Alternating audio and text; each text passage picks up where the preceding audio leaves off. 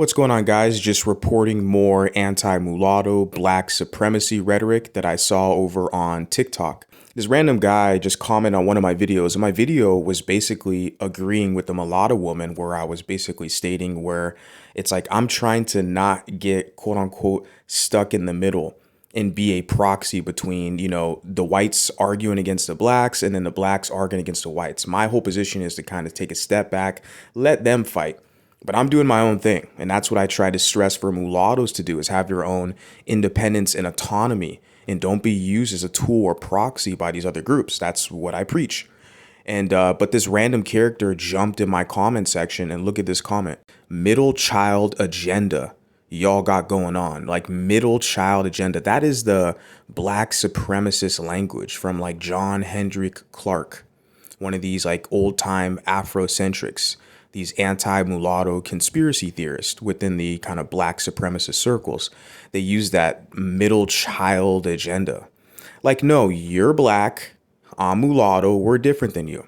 There is no agenda here. Just you have your space, your spot over there, and we're creating our own spaces and spots over here. Period. But see, they always jump into our spots and then they flip it and push the projection trying to say that we're like spying on them or we're trying to erase them. It's an agenda and all this stuff. Like, they act like we're nefarious or something. They always conveniently find our channels, find our spots, and spread their anti-mulatto racism and what we got going on over here. But they'd never really get called out for it until now. He puts, y'all kind of weird. Like, who hurt y'all? You see this again. Who hurt y'all? That typical, Blackistan shaming language.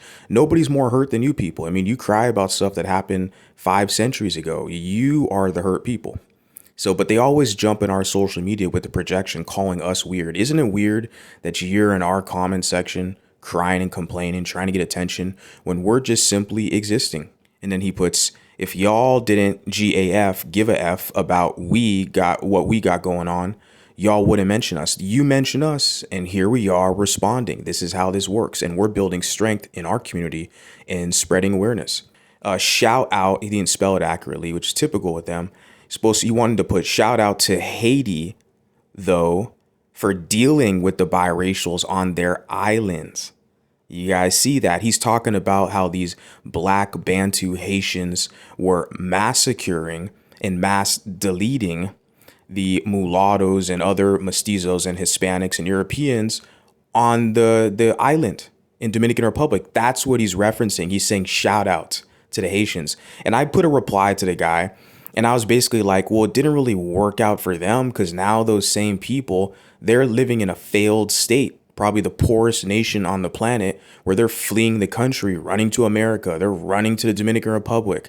They're running around everywhere trying to escape their shithole country. So it didn't really work out. But you see how the black supremacists always virtue signal Haiti, that they were the first free republic. They rebelled against the European powers. Yeah, but you might have won a couple battles, but you sure as hell lost a war. I mean, you're in such a destitute situation where it's like one earthquake happens, your whole fucking country cripples, your economy cripples, and now you guys are fleeing. And it's no hate to all the Haitians, or like, if you're a good Haitian, a good person. I'm specifically talking about these radical black extremists, these black supremacists who are anti-mulatto, and they virtue signal Haiti.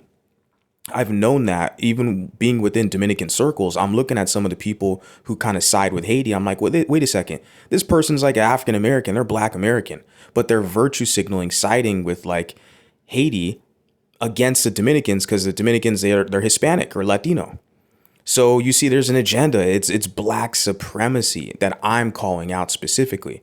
And I'm pointing out how it's like, well, Haiti is it's a failed state. If a lot of them, they can't even, like, they're leaving and fleeing the country to go elsewhere. So how is that a win? And this guy's virtue signaling them, talking about shout out to them for dealing with the biracials. You didn't really deal with anything with the biracials, because a lot of the mulattoes, they fled Haiti and they moved to New Orleans. A lot of the mulattoes, they fled, went to the DR, they went elsewhere. They got the hell out of there. And I would, stress them, don't go back.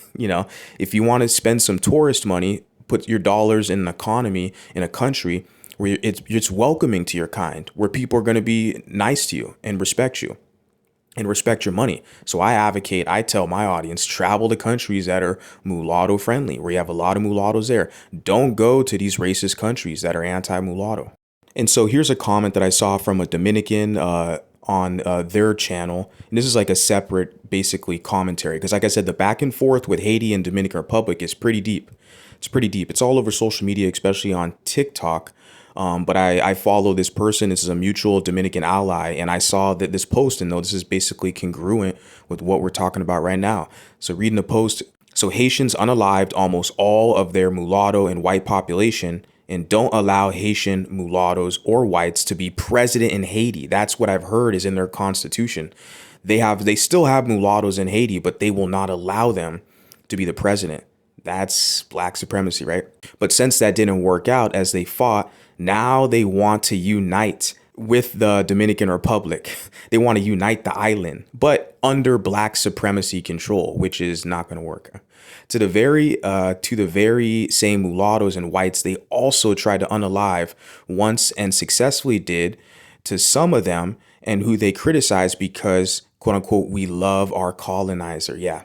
They say you love your colonizer DNA, your colonizer side, right? That's just, they're proud victims. That's their proud victim language. They want to be us. Yeah, they want to claim that they're Hispanic or they're Latino. They're not. They are West African Bantus. They're not Latino, right? Just because you speak a little French and you have like a little drop of French ancestry, they're not going to one drop you into being Latino. That's not how it works. They kind of got the game twisted. They're the only ones telling themselves that they're Latino. It's them and then maybe some kind of Caucasian, LGBT, academically trained liberals who might fall in line and virtue signal them, but they're really just they're the only ones telling themselves that. I don't see Jamaicans or anybody else in the Caribbean island claiming to be Latino. It's only them. It's because they want access to the DR and those people, right? And then finishing off the comment, they put, have you people no dignity, right? If they hate their own identity and they want to claim a Latino identity, that screams self-hate. And then they finish it off with the question. It's like, but yet they claim to be so proud, right, of who they are. It's like if they were so proud, they would just stick to who they are, which is African, with maybe some of them have some French, especially the mulatto ones. Of course, they're like half French.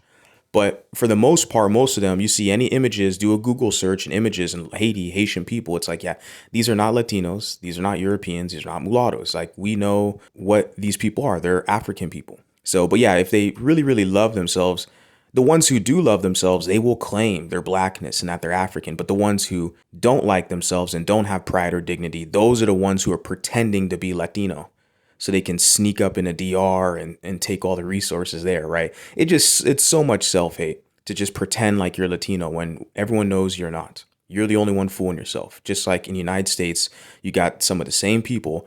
They're trying to claim that they're the real indigenous. It's just so much self-hate. It's disgusting. But yeah, back to the initial comment where it's like a lot of that black supremacy, it doesn't get called out. And my job here is to inform the public, let them be aware. Hey, this is what people are saying against you. And they'll position themselves as being victims, but they're the first ones to glamorize violence. They're the first ones to glamorize criminality. They're the first ones to push that racist rhetoric.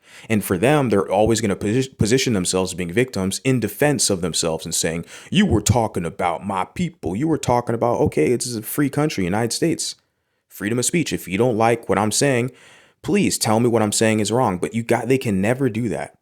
They can never do that. They have to jump to the ad hominems and then the black extremist case. Then they jump to the threats. What are your guys' thoughts on all of this? I'd love to hear what you have to say. Talk to you next time.